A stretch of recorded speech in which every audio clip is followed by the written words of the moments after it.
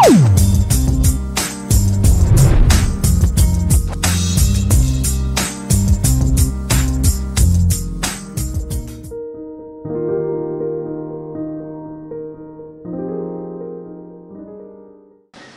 Engkau, Bapa dan Tuhan, Allah dan Juru Selamat kami, Tuhan Yesus Kristus. Di langit dan di bumi dimuliakanlah nama-Mu. Pagi ini kami bersyukur karena Tuhan memberi kesempatan kami kembali lagi, memberi usia kami bertambah sehari lagi, sehingga kami pagi ini dapat menikmati kuasa, kasih, karunia, dan hadirat Tuhan dalam ibadah, dalam penyembahan, dan sebentar lagi juga dalam pembelajaran firman Tuhan. Kami mengucap syukur atas segala sesuatu yang boleh kami lewati.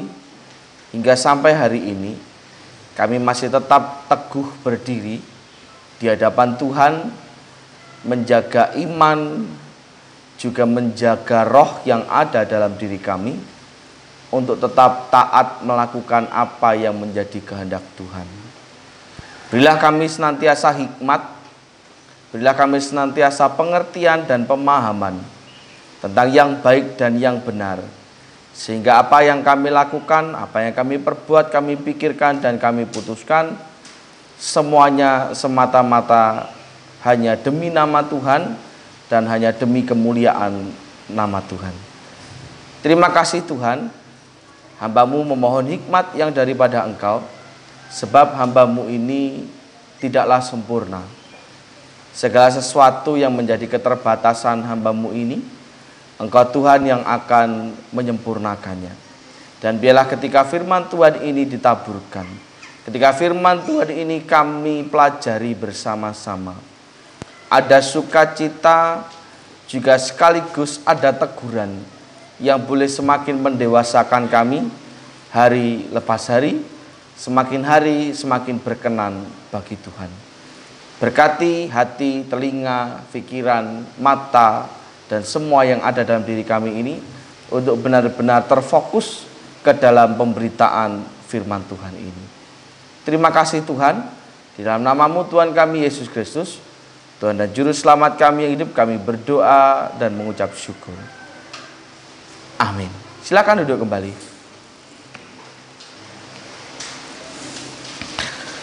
Shalom, selamat pagi.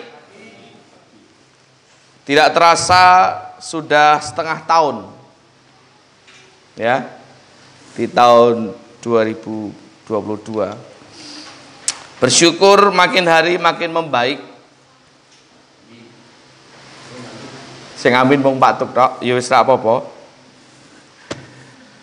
Ya kita tetap beriman supaya pandemi ini juga makin membaik dan wis dalam nama Yesus saya hilang gitu.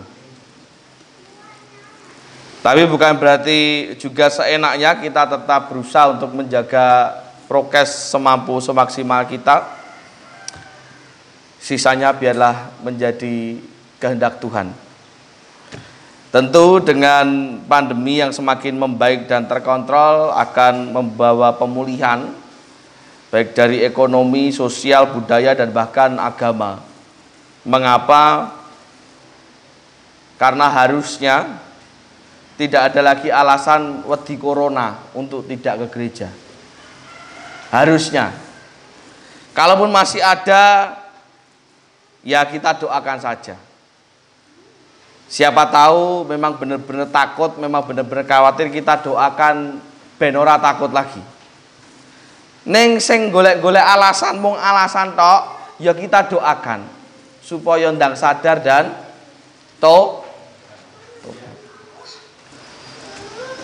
karena hidup kita ini makin hari itu harusnya makin bertumbuh, bukan malah makin menyusut.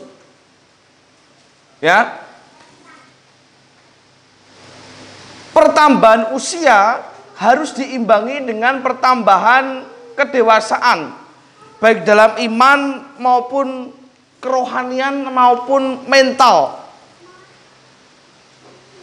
Dan salah satu untuk mencapai itu adalah dengan cara kita mengejar bagaimana supaya hidup kita itu dipenuhi oleh Kristus.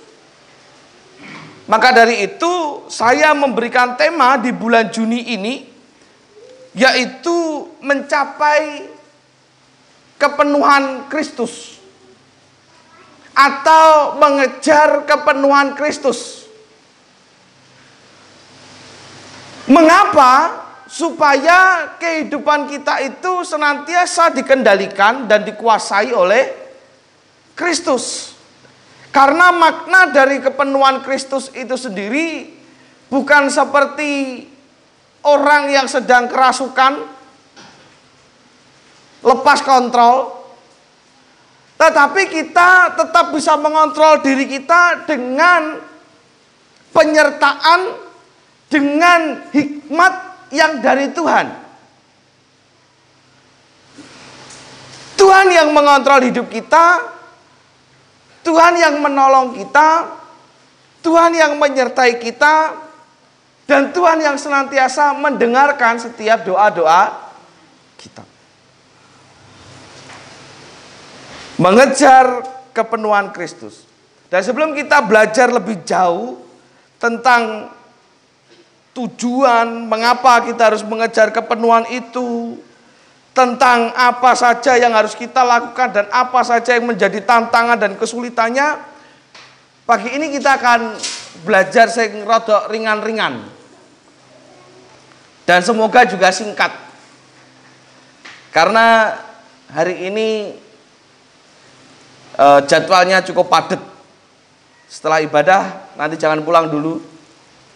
Seperti yang kita sepakati, kita akan mengadakan musyawarah sebentar berkaitan dengan pengorganisasian dan beberapa program yang perlu saya share ke panjenengan. Mengejar kepenuhan Kristus. Secara sederhana, kepenuhan Kristus dapat dipahami sebagai upaya untuk menjadi serupa seperti Kristus. Atau yang dikenal dengan istilahnya imago Dei. Menjadi serupa dengan Kristus. Ora kudu gondrong, ora kudu brewoken. Toh juga tidak ada yang tahu pasti orang-orang zaman sekarang wajah Yesus seperti apa. Gambar yang kita miliki itu baik di gereja, di rumah, di Google, dimanapun, itu hanya penggambaran dari apa istilahnya, ilustrasi. Karena Yesus lahir di wilayah Timur Tengah sana, yang mayoritas ciri khasnya ya seperti itu. Penggambarannya jadi seperti itu. Tetapi secara pasti kulitnya rupane apa, rambutnya bener gondrongnya sepiro ya ora ngerti. Tetapi tenang saja, yang dimaksud menjadi serupa seperti Kristus bukanlah serupa dalam wujud fisik, melainkan menjadi pribadi ataupun manusia yang senantiasa dikuasai dan dipimpin oleh Allah, supaya tidak lagi dikuasai oleh kelemahan sifat-sifat kemanusiaannya.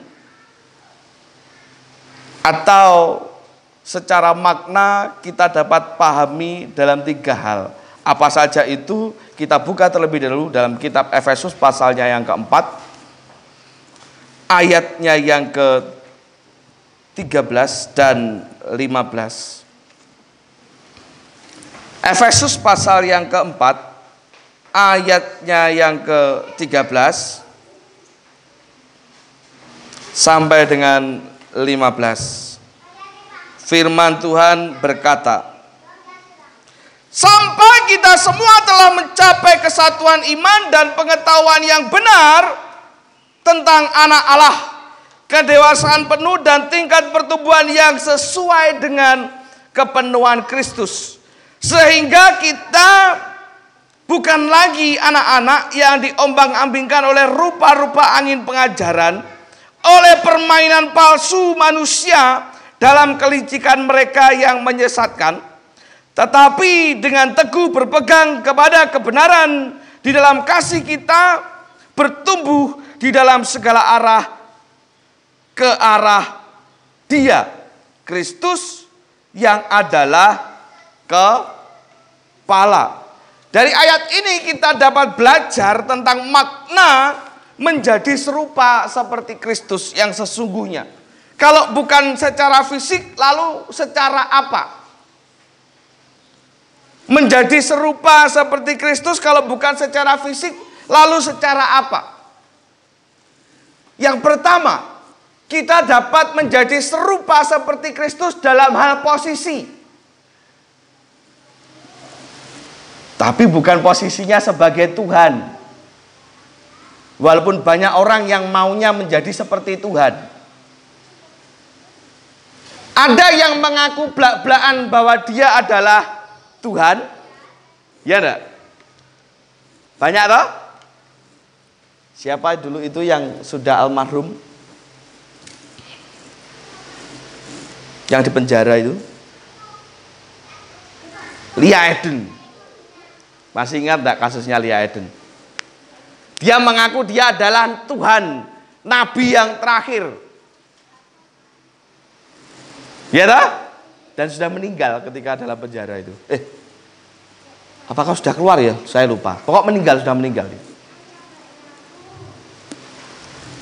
Ada yang secara terang-terangan mengaku memproklamirkan diri bahwa saya adalah Tuhan. Apapun agamanya wes akeh sing ngaku. Tetapi yang walaupun tidak ngaku tapi berlagak seperti Tuhan yo akeh. Ciri-cirinya apa? Ciri-cirinya apa? Rumangsa paling bener, rumangsa sing liyane salah, rumangsa kabeh kudu manut karo aturane, aku ora kudu manut aturane wong liya. Itu rumangsa kaya Tuhan. Walaupun dia gak ngomong aku Tuhan. Bukan dalam posisinya sebagai Tuhan, tetapi posisinya sebagai anak Allah. Sebagai manusia yang memiliki hubungan yang erat, hubungan yang intim, hubungan yang mendalam serta menyatu dengan Allah. Setiap kita harus wajib menjadi anak Allah, di mana setiap kita bisa memiliki hubungan yang intim, hubungan yang erat, hubungan yang mendalam dengan Tuhan. Seperti dalam ayat 13 mengatakan bahwa sampai kita semua mencapai kesatuan iman dan pengetahuan yang benar tentang anak Allah, maka semuanya tentu perlu diimbangi dengan terus-menerus menambah pengetahuan tentang Allah. Di mana kita dapatkan pengetahuan tentang Allah?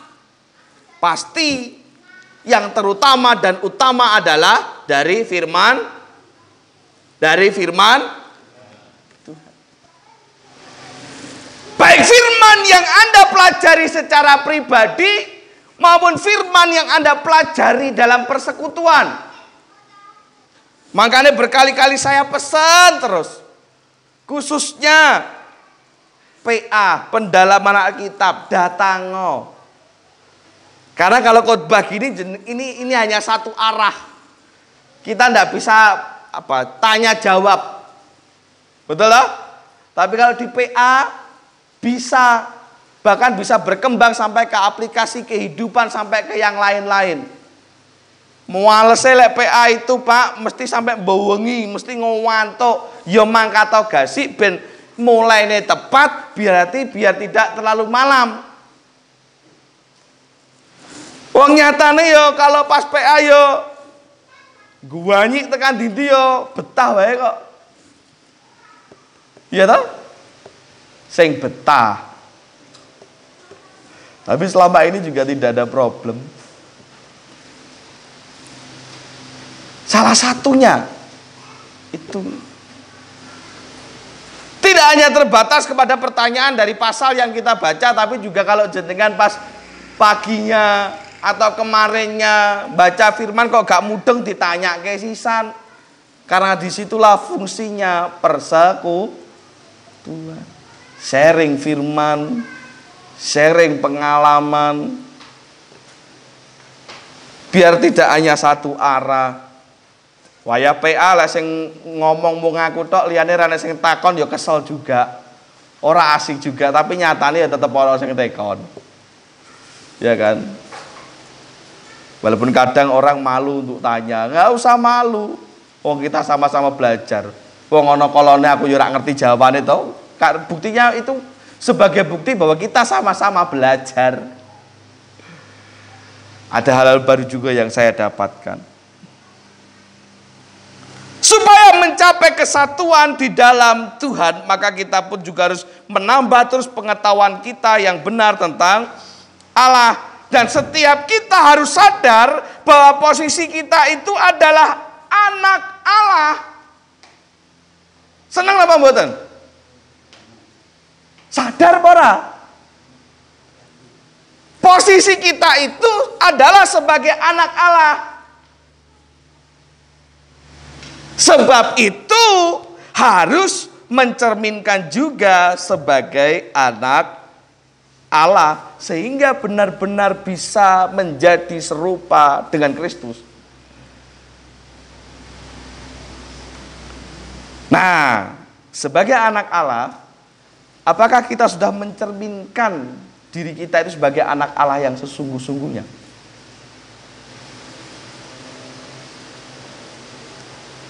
Iya. Aja minder. Katakan, saya terus berproses, Pak. Gitu tuh ya. Ora salah, saya pun juga masih berproses. Sama kita semua masih berproses. Karena keminderan itu, keputusasaan itu yang membuat kita akhirnya lah ya wes lah usah. Aku ra iso kok. Termasuk perihal menjadi anak Allah. Seringkali kita dihakimi oleh iblis, kowe kira layak. Wis tau percuma, mbok donga, mbok nek gereja percuma. Anda sedang dihakimi oleh iblis dan aja mbok rungokne. Karena setiap kita akan terus dan selalu dan harus berproses. Ya terus berjuang saja. Piye carane supaya hidup kita tetap bisa mencerminkan sebagai anak Allah. Misalkan Pak Eko putrane Pak Tuk. Mencerminkan putrane Pak Tuk napa mboten? Dari segi fisik pasti ada kemiripan. Bentuk gaya rambutnya meh podo. Meh podo. Mungkin Pak Tuk dulu mudanya ya kayak Pak Eko. Berarti Pak Eko nanti tuanya kayak Pak Tuk rambutnya. Secara apa lagi? Dan masih banyak bisa dilihat sesungguhnya. Yang secara ketaatan. Tentu Pak Eko akan lebih taat patuh kepada Pak Tuk daripada kepada Pak Bayu. Karena Pak Bayu duduk bapaknya Pak Eko. Semua itu menunjukkan bahwa Pak Eko memiliki ciri sebagai anaknya Pak Tuk. Ya tak?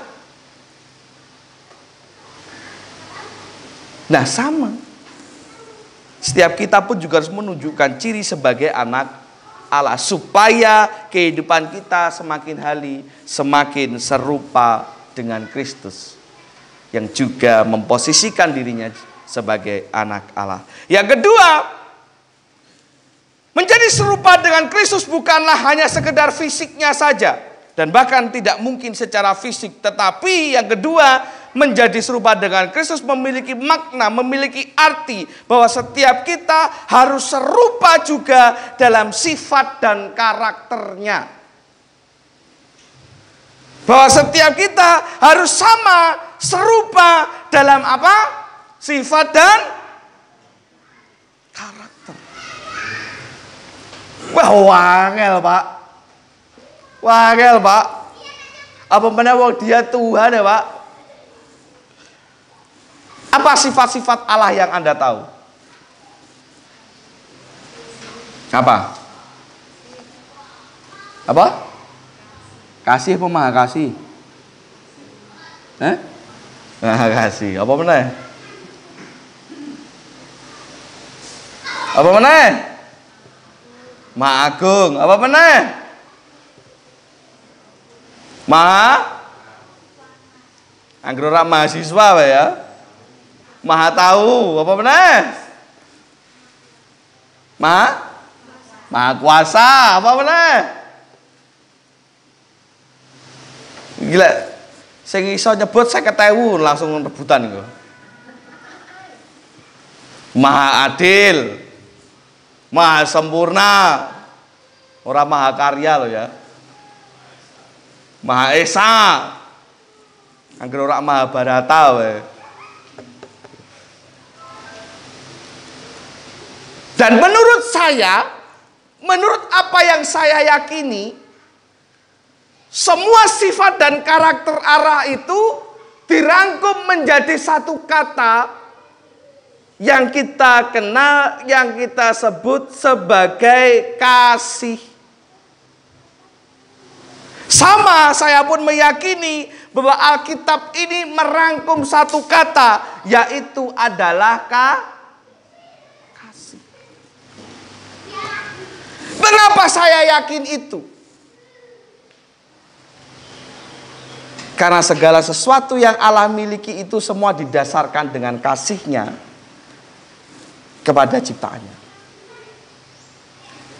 Dalam kemahakuasaannya Tuhan menunjukkan kuasanya kepada manusia. Karena dalam kemahaadilannya Tuhan menunjukkan keadilannya kepada manusia. Karena dalam kemahasempurnaannya Tuhan menunjukkan berkatnya, menunjukkan kesembuhannya, menunjukkan mukjizatnya kepada manusia karena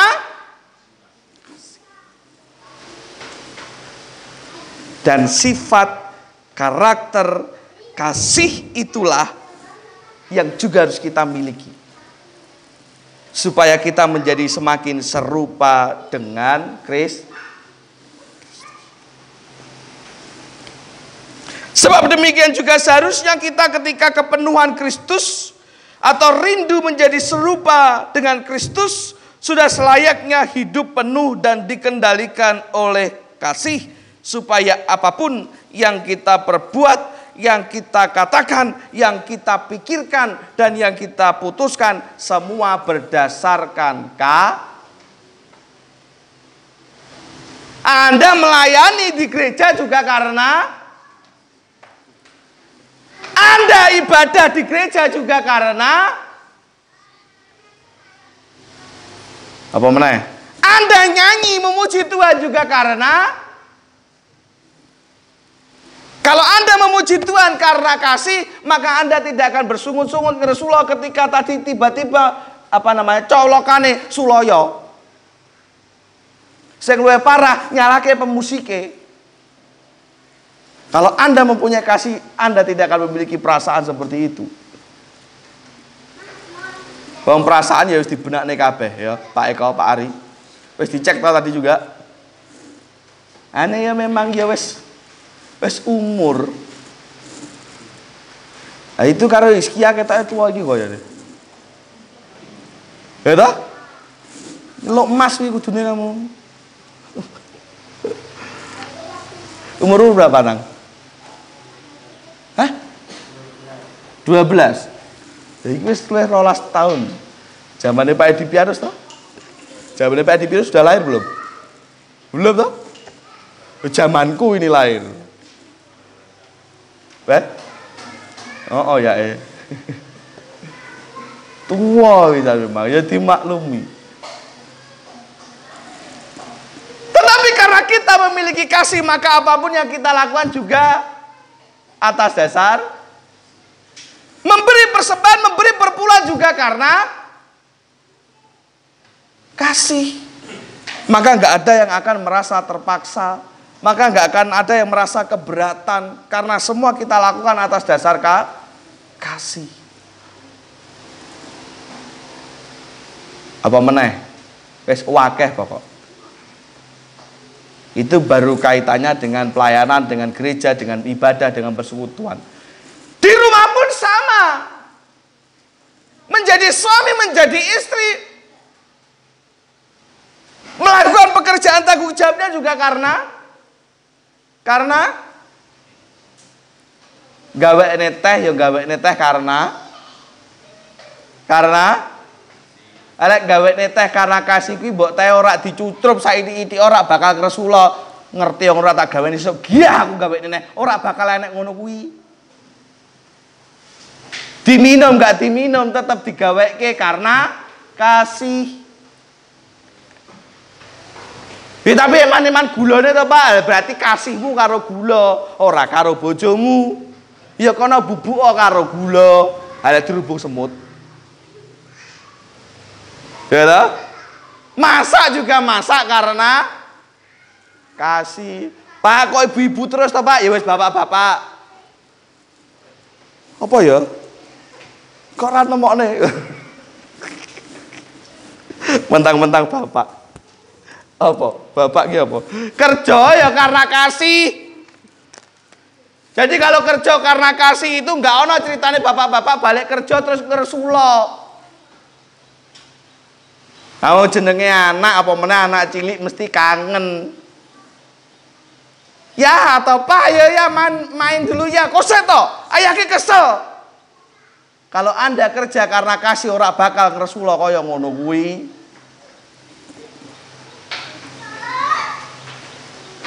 Ya toh? Apa meneh bapak-bapak? Apa ya bapak-bapak iki ya? Ya padha wae lah intine iki. Anak pun sama. Sekolah ya karena kasih. Ora enak ceritane kalau karena kasih itu balik sekolah terus nesu ngerti ngono aku mau sekolah. Lah napa? Karena angel. Ya wis kono le budal dodol koran. Karwane iso ngewangi bapak ibumu tuku beras. Ya.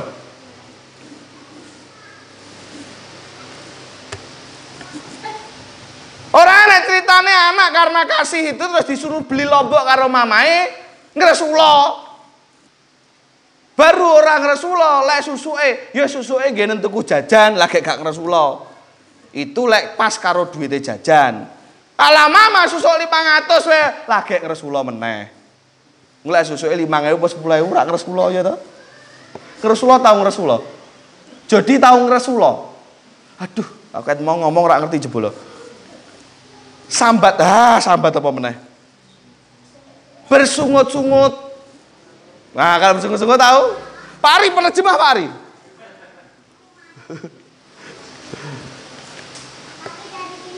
Ya? Kalau semua dilakukan dengan dasar kasih, sebagaimana Tuhan juga melakukan dengan kita. Orang enek iki ceritane Tuhan, ngerti ngono aku ora mati nggih kowe kabeh. Jebul padha wae aku wis mati uripmu panggah ngono kuwi. Percuma, ndak ada Tuhan ngresula. Balekno nyawaku apa meneh? Ora enek. Tuhan sungguh-sungguh melakukan karena kasih. Pun juga demikian terusnya kita. Yang ketiga, menjadi serupa dengan Kristus selain dalam hal posisinya, selain dalam sifat dan karakternya, juga di dalam perbuatannya. Apa toh yang Yesus lakukan? Apa toh yang Yesus perbuat? Sehingga kita harus mengikuti. Sebenarnya yang Yesus perbuat itu sama seperti apa yang kita perbuat. Yesus juga makan, Yesus juga minum, bahkan Yesus pun pernah marah sama. Tetapi apapun itu bentuknya, apapun itu yang Yesus lakukan, semua dia jalani hanya satu tujuan. Yaitu untuk melakukan kehendak Tuhan dan membuat hati Tuhan senang. Mung kuwi tok tujuan Tuhan. Tujuannya Yesus mau itu toh. Nah, bagaimana dengan kita menjadi serupa dengan Kristus? Itu artinya kita pun juga sama. Apapun yang kita perbuat, apapun yang kita lakukan, seharusnya kita lakukan dengan penuh tanggung jawab. Dan semua kita kerjakan semata-mata untuk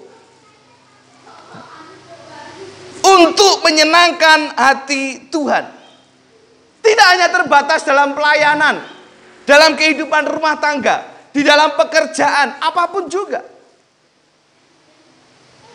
Seharusnya kita lakukan segala sesuatunya seperti untuk Tuhan.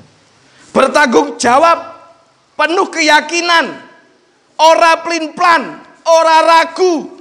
Jangan seperti ayat 14 berkata, sehingga kita bukan lagi anak-anak yang diombang-ambingkan oleh rupa-rupa angin pengajaran. Tuntutannya supaya kita tidak seperti anak-anak lagi yang mudah diombang-ambingkan. Makanya jadi orang itu jangan pelin-pelan. Karena ketika kita pelin-pelan tentu Tuhan tidak akan senang. Ya ora-ora gitu. Aja ya sing ora-ora. Kan wong senengane ngono. Ya, lakukan dengan penuh keyakinan. Karena kalau ragu itu juga seringkali justru akan gagal. Apapun toh yang akan jenengan kerjakan, kalau Anda ragu, mending mundur. Ya, kalau Anda ragu, mending mundur. Jadi harus yakin.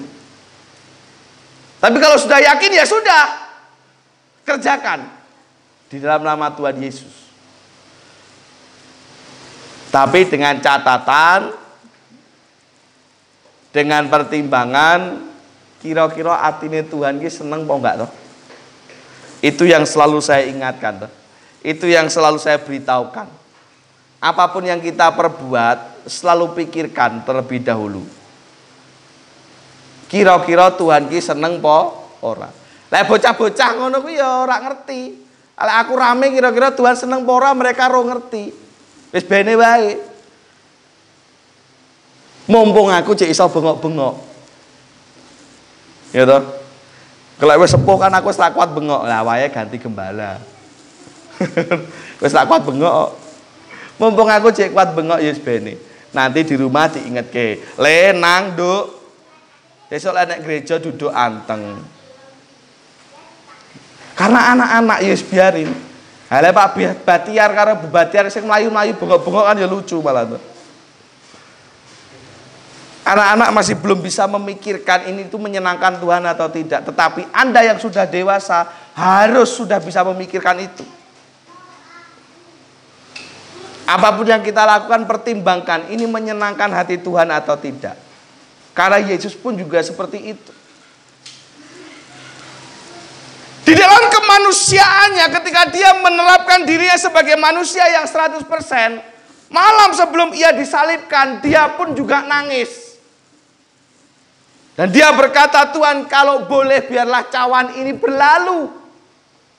Sesungguhnya sebagai manusia dia juga merasa ini cukup berat dan bahkan terlalu berat untuk dia tanggung. Tetapi pada akhirnya Tuhan tetap kerjakan. Karena apa? Karena yang ia mau adalah ia menyenangkan hatinya Allah. Walaupun rasane ora penak. Ya toh? Nah, jadi Bapak Ibu Saudara, kesimpulannya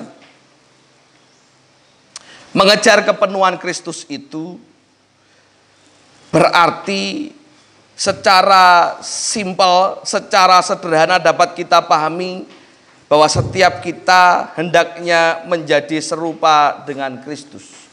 Karena hanya dengan demikian kita dapat hidup dengan dikendalikan oleh kuasa Kristus.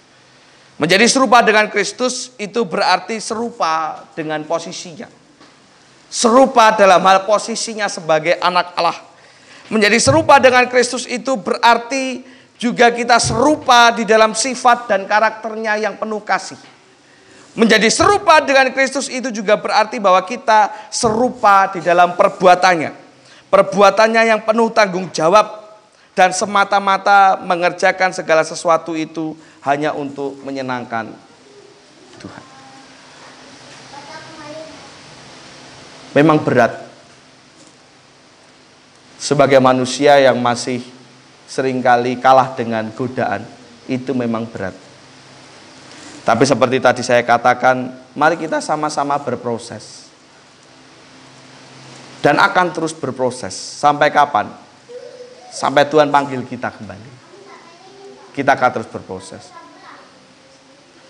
Saya selalu percaya bahwa Tuhan itu tidak melihat hanya sekedar hasil. Hasil tentu menjadi pertimbangan, tetapi semata-mata Tuhan tidak hanya melihat hasil. Tetapi bagaimana kita berproses, bagaimana kita berjuang, itu yang Tuhan lihat. Itu yang lebih Tuhan hargai.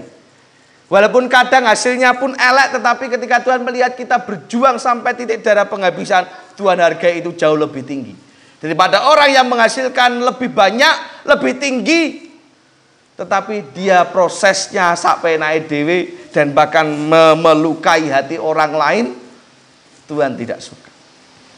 Ya, jadi biarlah hidup kita itu selalu berproses. Janganlah berproses.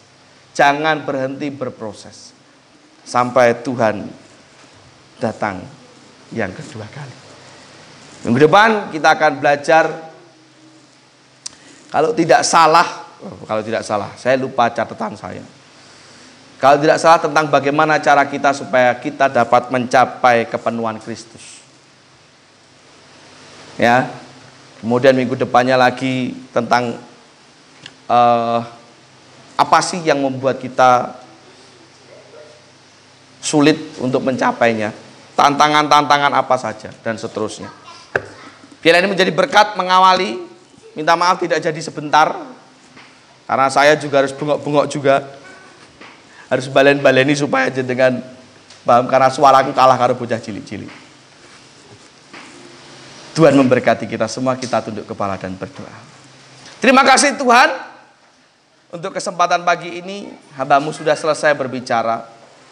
Biarlah Roh Kudus-Mu menyempurnakan segala sesuatunya di dalam hati dan pikiran anak-anak-Mu sekalian.